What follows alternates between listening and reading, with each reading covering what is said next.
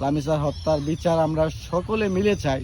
আসেন আমরা সবাই মিলে, প্রতিটা ঘরের মানুষ নিজের বোন মনে করেন, নিজের মা মনে করেন, নিজের মেয়ে মনে করেন, করে আমরা বিচারটা করি সবাই মিলে।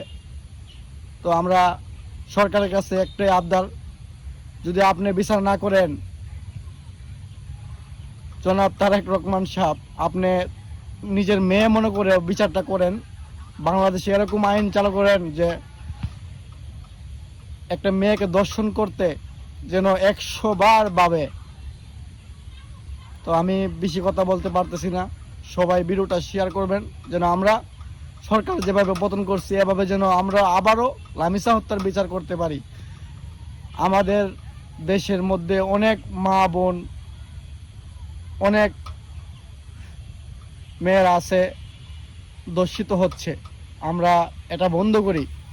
সবাই মিলে আসেন, আমরা একসাথে সবাই মিলে আমরা আবারও আন্দোলনে নামি।